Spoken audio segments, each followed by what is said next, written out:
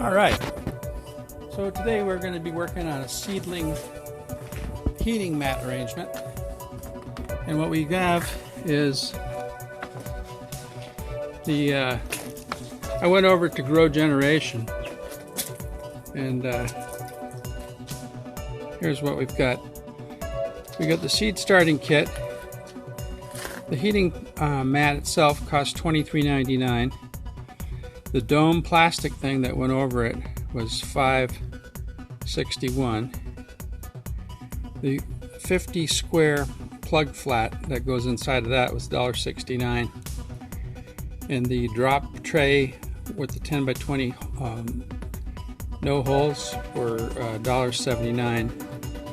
And then the Happy Frog 2 cubic feet of soil was $14.99. Tax $4.09. Total thing was $51.63. But this will make it more real. You've got the hooded dome. This is the one that was in the $5 range. And this is the insert. And then you got the basic tray. So that's good. And then you got this seedling heating mat thing. And so what we're going to do today is I'm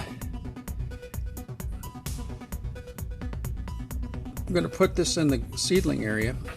So we'll go ahead in my little area here. And turn on a light maybe. That would be good.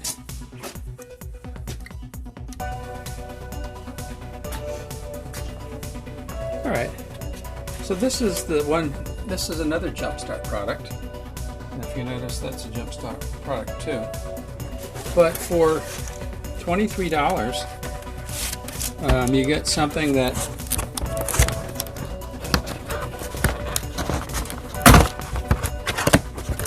in essence keeps the seedlings 20 degrees above their ambient temperature. Warms rooting area 10 to 20 degrees over ambient temperature. Alright, so if you notice, I have this highly resistant thermal mat, and the thermal mat is protects about 95% of the temperature, reflects it. So over here is this clock thing, and it puts it on a timer, and that's already got the lights on the timer. And then we'll go ahead and plug this baby in, and that'll, when the time is right, and we'll go ahead and heat things up. But in the meantime, we got to prepare a tray out there. So this was the Jumpstart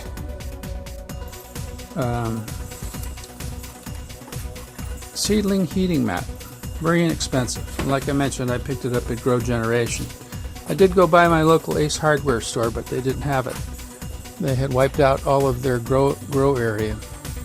So what I did over here is I cleaned out a waste can, and then I have some Vermiculite that I've got, and then some perlite. Now there's no way in the world I'm going to use all of that perlite, and I'm not going to use all of the Happy Frog stuff, but what I want to do is make a mix that will go into this thing so that I'll have something to put there. So my unit of measure, I'd kind of like to get rid of all of the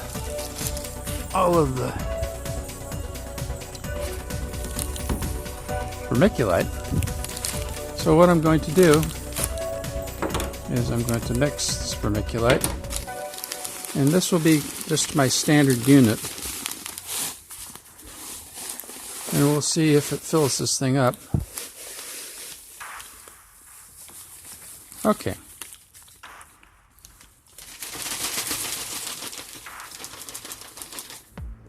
Alright, so the first thing we're going to do is put in Vermiculite. We did one of these of Vermiculite, and so we want to do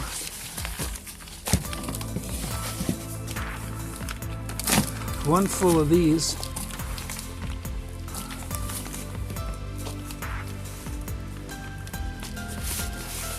Actually, I want to do more like 8 of those. About half the rest of this. There we go.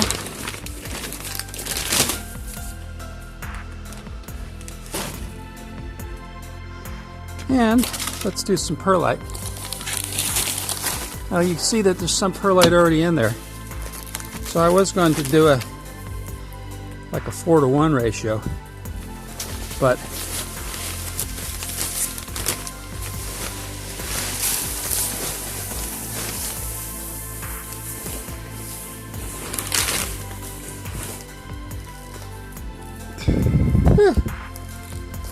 I think just a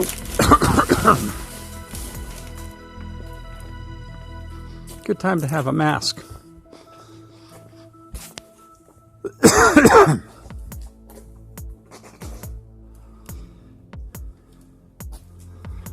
All right, I think 1.5 of those is enough.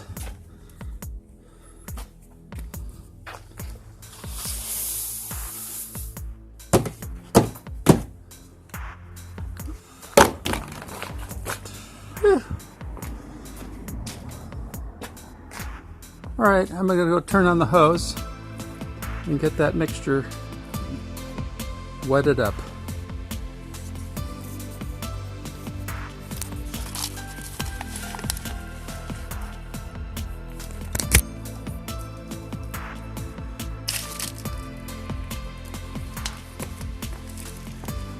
All right.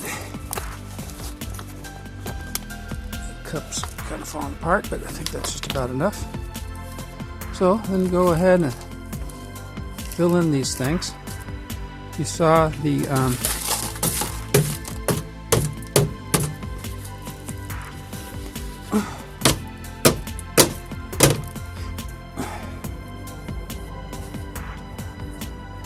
all right. And we'll put that there.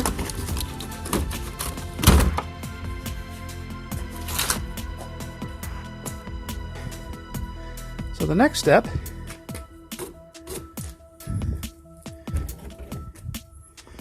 is to use to get some seeds in there.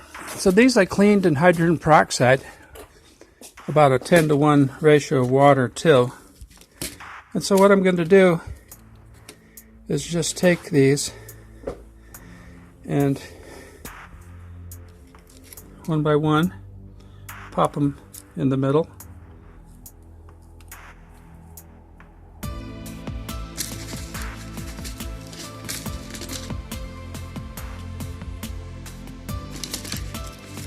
So this is going to get put under the lamp, the head start, the jump start lamp.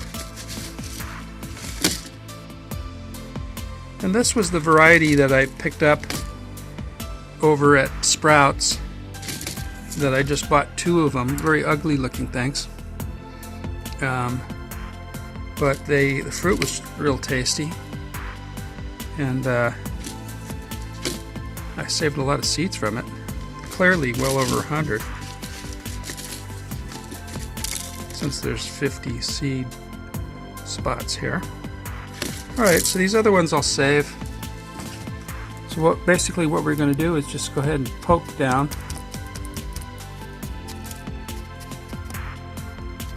Supposed to get them twice their distance and depth as the width of the seed. And whack it. Now I could be pretty anal and just clean that out, but there's going to be soil that's going to drip, or water that's going to drip that has the soil in it. So let's go ahead and move this where it's supposed to go.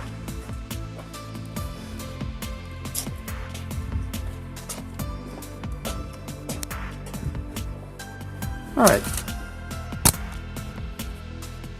so it's supposed to go on top of this thing, but we need to prop it up a little bit, so I'm going to put some clothespins on their sides in a pattern of 6,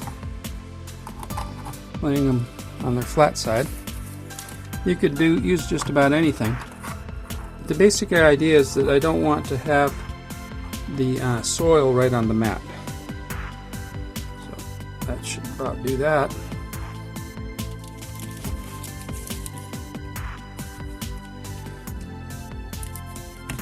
Alright, we'll go ahead and put that on there.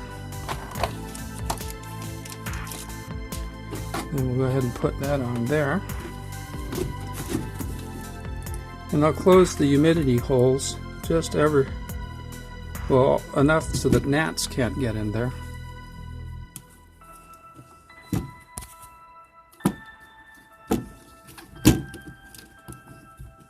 Okay.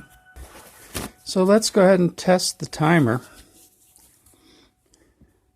So here's the timer over here. But I just want to see the light work for now.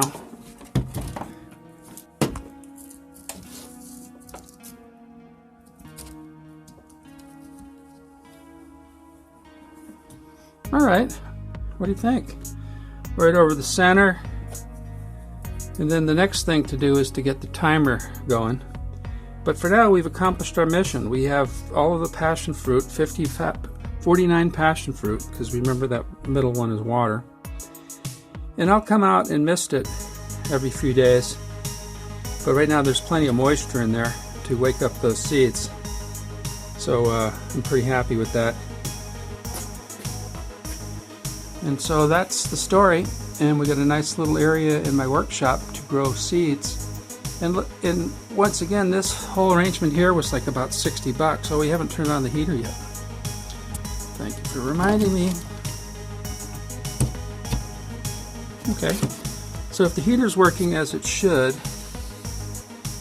then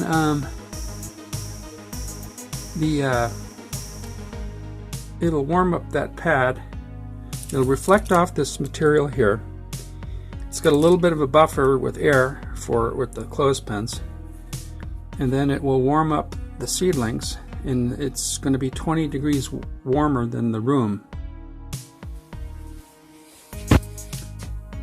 Alright, so here we are in my workshop. And remember the passion fruit project that we've got, where we opened up a passion fruit. And of course now we're going to look and see what the status is of the, we have the lamp, we have the hood, we have of course the 50